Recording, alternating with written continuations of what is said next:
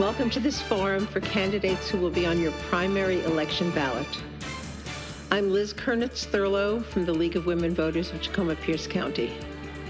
The purpose of the League of Women Voters is to promote political responsibility through informed and active participation in government. We've worked with the Community Council of Tacoma and TV Tacoma to present these forums. Primary elections in municipal races are only held when more than 2 candidates have filed.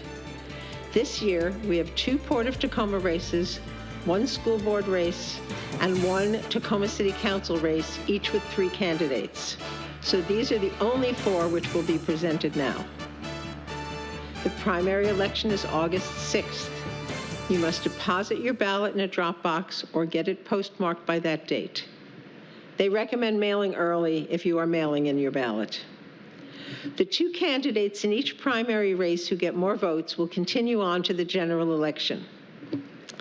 In October, we will present forums with the 2 candidates still in each of these races and for all of the other races which will be on your ballot. Questions have been prepared by the Community Council of Tacoma and the League of Women Voters, with additional suggestions by other community members. Questions will be asked by members of the Community Council of Tacoma. Questions from the audience will be asked by a member of the League of Women Voters. Citizen participation in government is a cornerstone of democracy. Voting is another. If you're watching this, you're an involved citizen and we thank you. Please follow it up by voting. Thank you for watching. I urge you to do all that you can to select the candidates whom you feel best represent what you want for yourself and your community.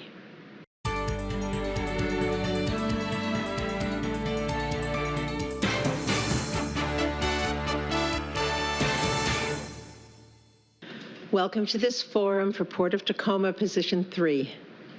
This forum is for the primary election, which is August 6th. There are 3 candidates. Vote for your choice. The 2 who receive more votes will go on to the general election in November. Your vote is important.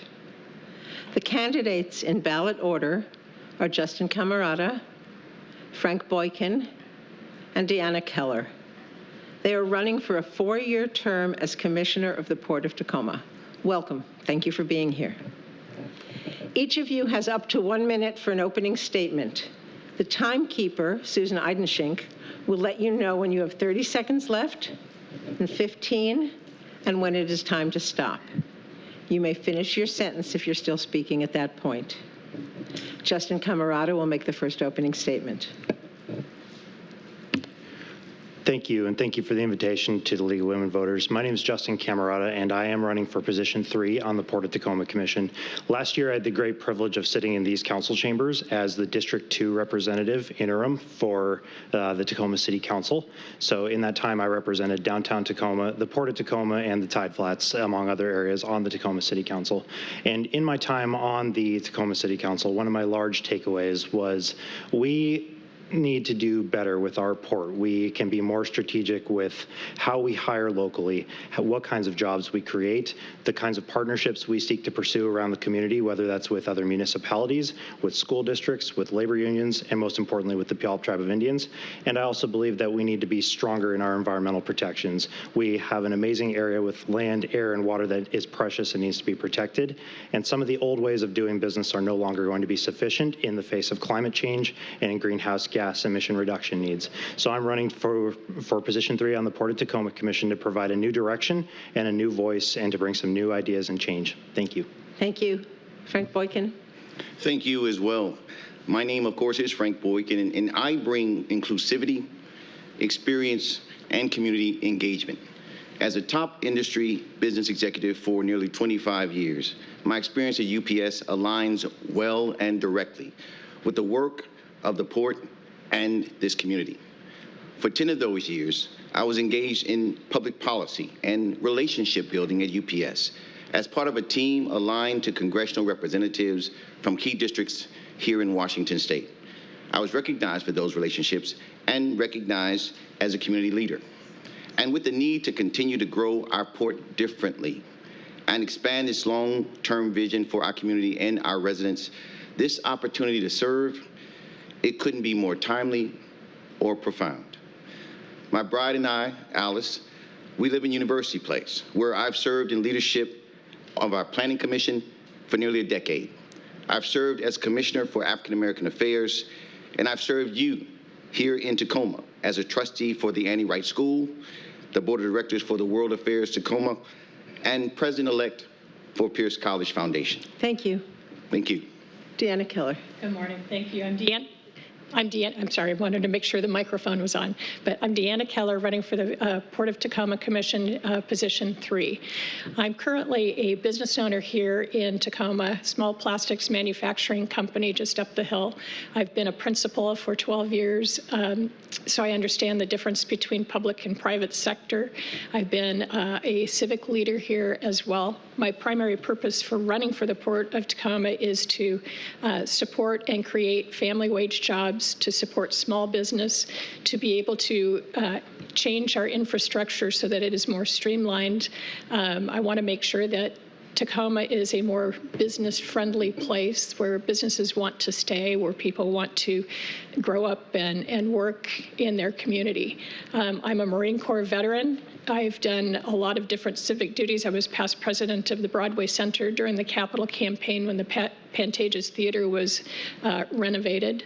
I intend to also continue to clean up our land, air, and waterways. Thank you. Thank you all. As we rotate the order of answering, Frank Boykin will answer the first question first, then Deanna Keller, and then Justin Camarata. The questions will be asked by members of the Community and Neighborhood Councils of Tacoma, Doug Schaefer, and Ginny Eberhardt. Doug Schaefer will ask the first question. And if I don't specify otherwise, it's always 60 seconds to answer. Questions from the studio audience will be asked by Marty Webb of the League of Women Voters. Mr. Schaefer. Thank you. What specifics in your life experience qualify you for this position, and why do you want it? So some specifics, please. I want this position because this is the best job for the opportunity that is before us. A 25-year career in shipping and transportation with United Parcel Service, UPS. It has given me an opportunity to see where the port has been. And I've helped the port grow as an employee and a professional in the transportation industry. I also know where the port is going. And because I know where the port is going, I know how we need to grow. We need to continue to grow, but we have to grow differently. We need to grow both inclusively, and we need to grow both sustainably. My experience at UPS has given me a proven business acumen. It's given me the opportunity to see relationships in a way where I'm confident that having the opportunity to serve here, we can make a bigger difference in terms of inclusivity and moving toward what we need to do for the citizens and residents of Tacoma. My experience continues by what I've served here in Tacoma. I've made it my business to be part of this community, and I've served along those who have cared greatly about the organizations that they served in. So I look forward to the opportunity to continue to have those experiences and place myself in a position to ensure that the leadership and long-term vision of the port becomes a reality. Thank you so much. And I'm going to remind you all that the timekeeper is there, and you should keep an eye on her. Deanna Keller, please. Thank you. So basically, I have an educational background. I have a bachelor's degree from Western Washington University, a master's degree from Northwestern University in Evanston, Illinois. I have 11 years of business experience here at Caltech Plastics, just right up the hill, as I had mentioned, where we create jobs and we support our family wage jobs here in this area. What I want to do with, was also a public school principal where I took care of families. I also made sure that I had to be accountable. I had to take a look at research and data to be able to make informed decisions. I always listen to learn. I'm an inclusive leader. I also have quite a few endorsements. If you take a look at how I have networked myself as a civic leader, you will notice that I have support from all sides of the aisle, and also from the workers, longshoremen, and also firefighters as well. Thank you. Thank you. Justin Camarata. Thank you.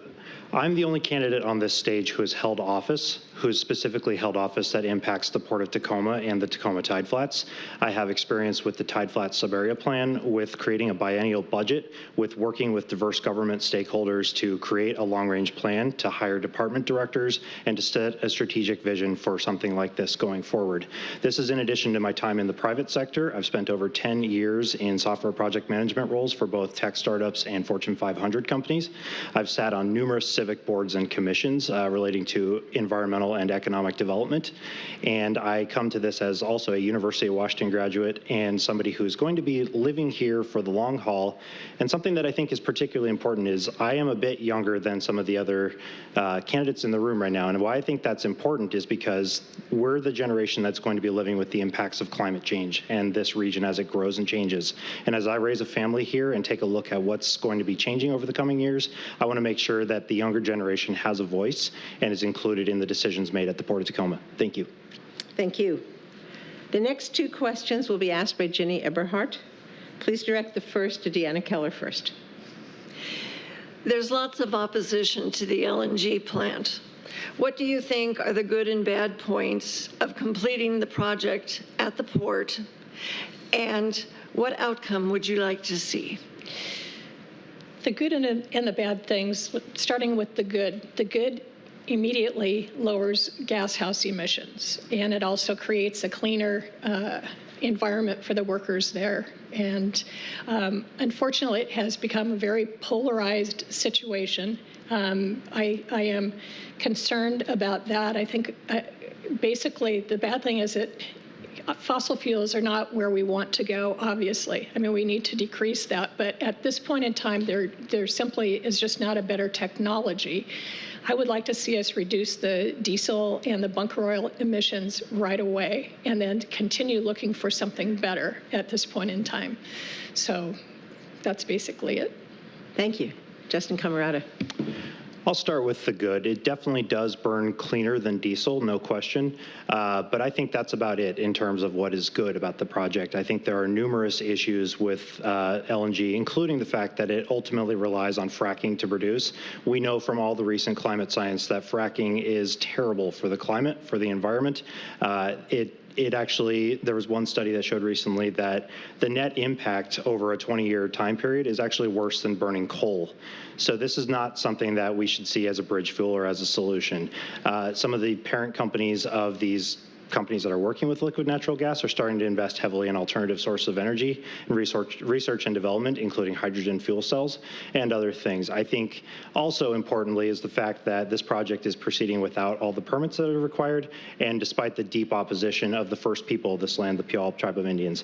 I think our overall direction at the Port of Tacoma should be to seek cleaner, new sources of energy, to work together to reduce the harmful air and particulates that many of the workers are breathing in, which can be done in other forms, and to ensure that we're pursuing new forms of cleaner energy. Thank you. Frank Boykin. I think that the good is the expectation that community did come together and decide where we are.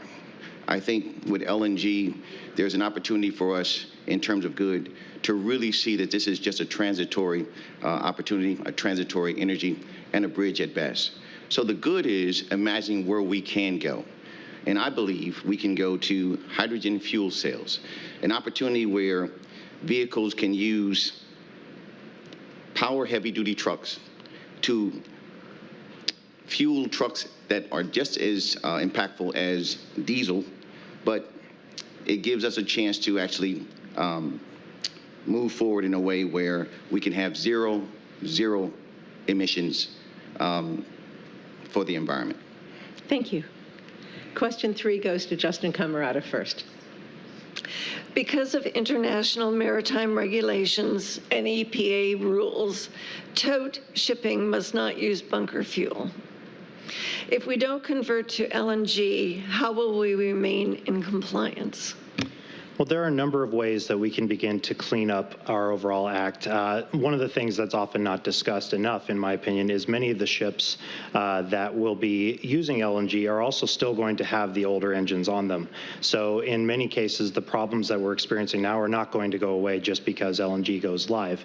So we need to be looking at some of the other ways that we can begin to expedite that transition to renewable energy, to cleaner sources of energy. At the end of the day, fracked gas and fossil fuels are not sustainable. They contribute to climate problems, and if we don't get ahead of them now, we're going to have irreversible impacts that we will not be able to change.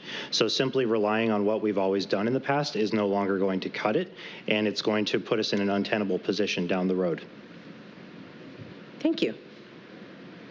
Mr. Boykin? May I have the question again, please? Yes.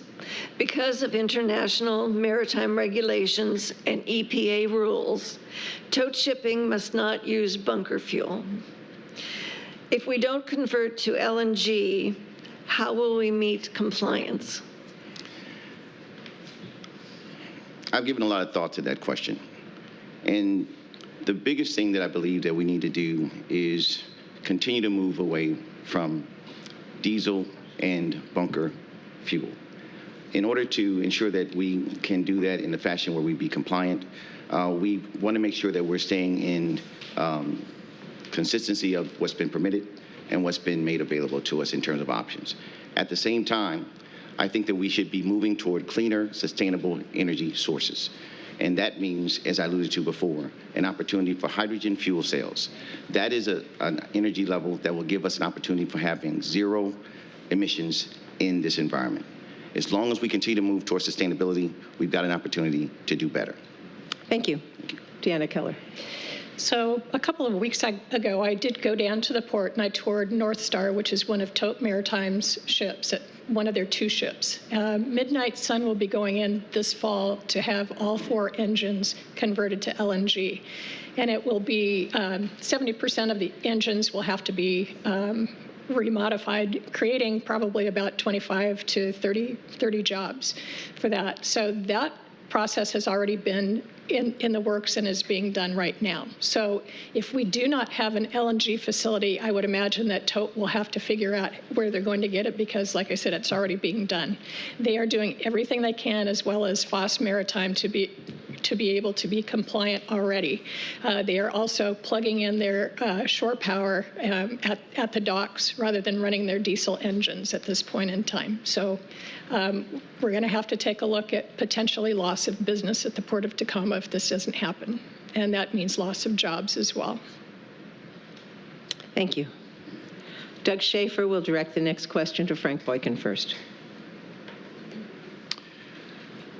How should we achieve a balance between success of the port as an engine of economic development and limiting pollution, including air, water, noise, and odor pollution? I think we could achieve a balance by making a point to have a more inclusive engagement. We have started the process with an inadequate number of people at the table. And as we looked at that engagement, it gives us the opportunity to take a step back and see how we can involve the right parties for a better solution forward. Thank you. Thank you. Basically, we're talking about a situation where we need to improve the infrastructure. We need to, and that's an internal and an external factor. The internal factor is if you take a look at the port, we need to be able to improve we need to clean the contaminated lands that are down there. And then we also need to complete the roadways that there are a lot of roads down there that just absolutely lead to nowhere. I know that we're doing the 167 corridor, which is, and that should be completed in the next 3 years, and that should help as well. But I think it's just being able to get things in and out of there quickly. I think that it's a good thing to be able to have everyone involved. I want to make sure that the workforce is involved also in making sure of or creating any plans together. We need to work as a team. Thank you. Justin Camarata. I believe it's a false choice between a clean, healthy environment with strong environmental regulations and robust job growth. The port is our economic engine, no question, and it needs to remain as such. And I think it can remain as such with both strong environmental regulations and pursuing the new jobs and industries of the future. Companies choose to locate to attractive places where people want to live. Do people want to live in a place where the air is filthy, where the water is filthy, where there's contamination and pollution? So much of Tacoma was one of the largest Superfund sites in the United States for a very long time. And the reality is, while things have cleaned up and improved quite a bit, we had a reputation for a long time of being a very undesirable, unsafe place to live. I don't want that for my community, and I don't think the community wants that for themselves either. So in my view, having strong environmental regulations helps create a desirable work environment, a desirable place to live, and a desirable place to relocate to.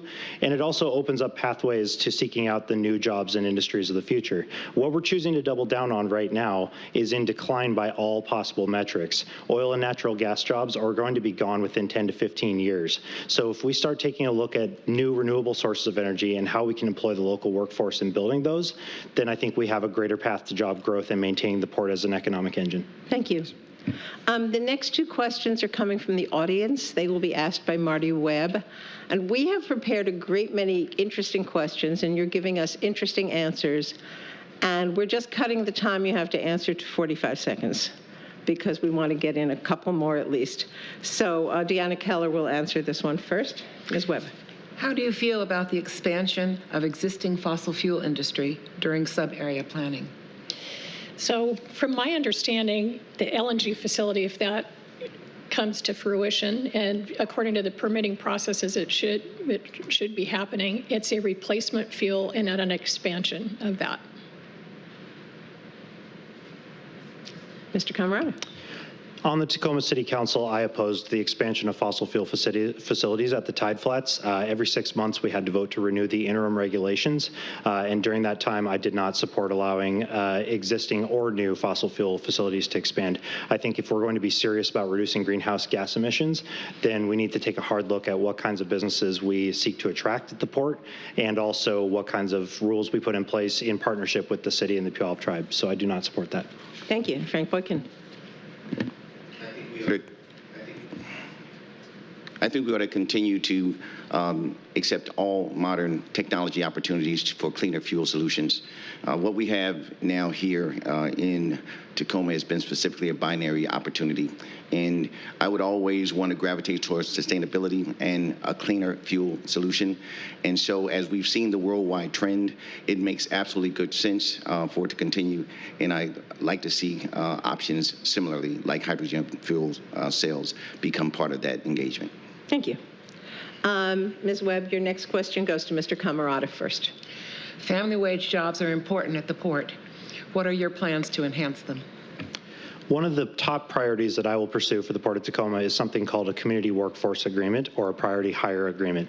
So this is something where you partner with other municipal agencies, including school districts and local cities, with labor unions and with larger companies to be very intentional about hiring local people, developing the local pipeline of candidates, and ensuring that local residents have access to jobs. And especially if you're being strategic about targeting areas that are traditionally underserved, who are facing the most impacts of pollution and climate change. So if we are very intentional and strategic, working with the city, with the tribe, with the county, with other agencies to start hiring local people, I think we can see that this has worked really well in Oakland with their Maritime Aviation Project Labor Agreement. Median wages have gone up, housing affordability has become less of a challenge, and more jobs have been created for all members of the community. So that will be a focus of mine. Thank you. Mr. Boykin. We absolutely have to change the engagement. We have to make sure that we have an opportunity, that we've created an economy that works for all communities. Right now, we don't have a history of having all communities engaged in the port. We have to be really intentional about what that looks like.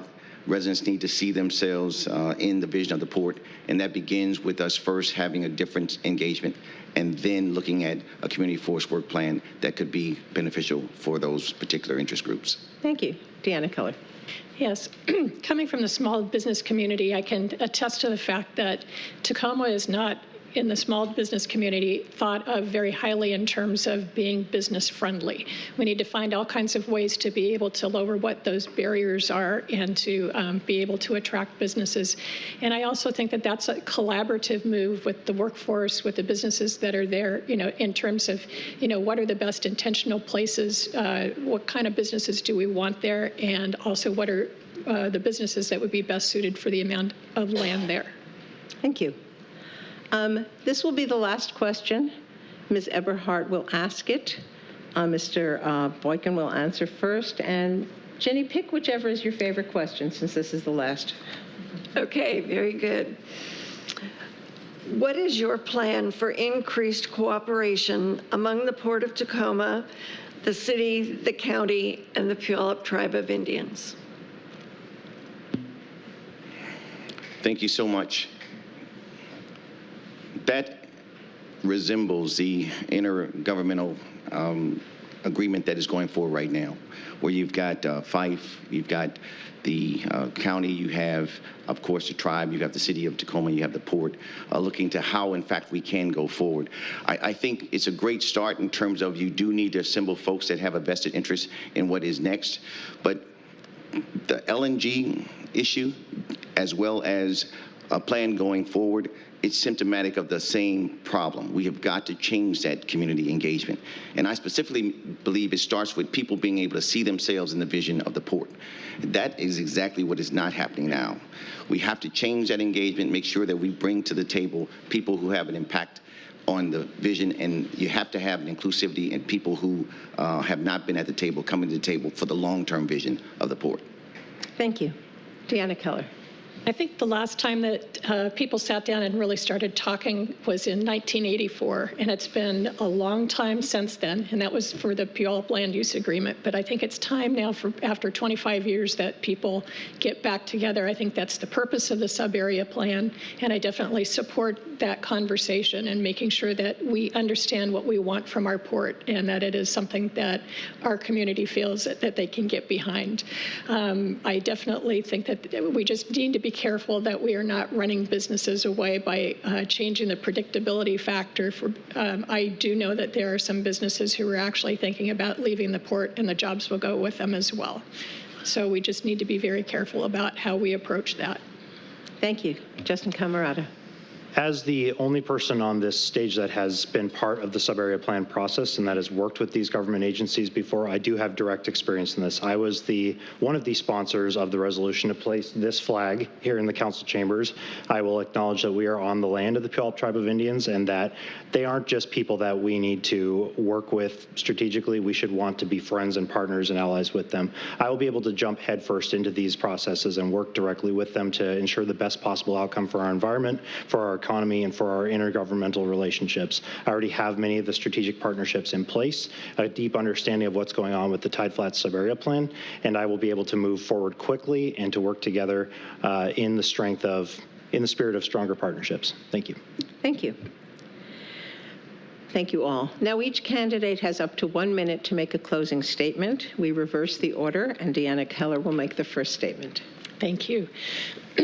If you want a person who has experienced leadership, who wants to take the port to the next level, who wants to have families and jobs stay here in Tacoma, and you also want to support the growth of small business, I'm your person. I've got 24 years of proven track record experience here in Pierce County to be able to do that in a collaborative fashion. Thank you.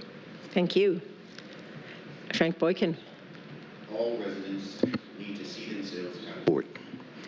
I'll listen to them, to the tribe whose ancestors were here before others, to the businesses that I've helped succeed for decades, and to all communities, including communities of color, who need this economy to start working for them as well. This is our opportunity to be co-designers in a sustainable path forward for the next 100 years. And that's that special brand of inclusion that I'm talking about, an inclusivity and a path forward for the next 100 years. This is what I bring, a path that has never been brought before to our commission. Real inclusivity paired with unparalleled experience. Thank you. Justin Camarata. The port really is one of our economic crown jewels in this region, and it is so critical for our economy and for our workforce. I also know, though, that at times it's far too easy for it to become just a playground for special interests and something that the general public is excluded from, whether that's communities of color, whether that's younger generations, whether that's the Puyallup tribe, and whether that's new sources of industry. So I'm running both as a father, as a millennial, as a former Tacoma City Council member, somebody who's invested in the economy here, who wants to see the best, most sustainable path for the Port of Tacoma. I love this community deeply, and I believe that I contain a unique combination of experience and skills to understand the processes that we're facing and to help chart a new, more sustainable direction. With climate change upon us, it's not an option to continue doing what we've been doing, but fortunately, I believe that also presents us with new opportunities to be a leader in new industries, in new jobs, in hiring equitably, and in growing our economy so that it benefits all and not just the people at the top. Thank you. Thank you. Thank you all for being here. Thanks to those who've helped, those who've attended, and to all of you watching and listening. Deanna Keller, Frank Boykin, and Justin Camarata are candidates for Port of Tacoma Commissioner, Position 3. This will be on your primary ballot. Vote by August 6th. Thank you for being concerned citizens.